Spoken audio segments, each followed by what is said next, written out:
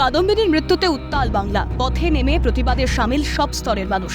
অভিনেতা থেকে নাট্য ব্যক্তিত্ব, খেলোয়াড় থেকে অন্যান্য পেশার মানুষ, কেউ বাদ যাচ্ছেন না। এই পরিস্থিতির মধ্যেই পরিচালক অরিন্দম শীলের বিরুদ্ধে যৌন হেনস্থার অভিযোগ তুলে সম্প্রতি মহিলা কমিশনের দ্বারস্থ হন এক অভিনেত্রী। সূত্রের খবর, এই ঘটনায় ক্ষমা চেয়ে কমিশনকে চিঠি দিয়েছিলেন অরিন্দম। এবার পরিচালকের বিরুদ্ধে থানায় অভিযোগ দায়ের হলো। যে অভিনেত্রীর অভিযোগের জেরে অরিন্দম শীলকে ডিরেক্টরস গিল্ড থেকে সাসপেন্ড করা হয়েছে, তিনিই সোমবার দক্ষিণ 24 পরগনার বিষ্ণুপুর থানায় অভিযোগ দায়ের করেছেন। পরিচালকের বিরুদ্ধে 354 ও 504 ধারায় একটি মামলা রুজু হয়েছে বলে খবর।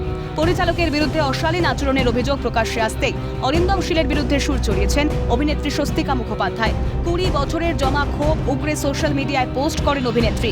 সিনেমার সেটে অনিচ্ছাকৃতভাবেই অভিনেত্রীর গালে তার মুখ লেগে যায়, সাফাই দেন পরিচালক। যুক্তি পাল্টা যুক্তিতে সরগরম টলিপাড়া। অভিযোগ রুজু হওয়ায় পুলিশ এখন কি পদক্ষেপ নেয় সেটাই দেখার। অভিরূপা সাহার রিপোর্ট, ক্যালকাটা নিউজ।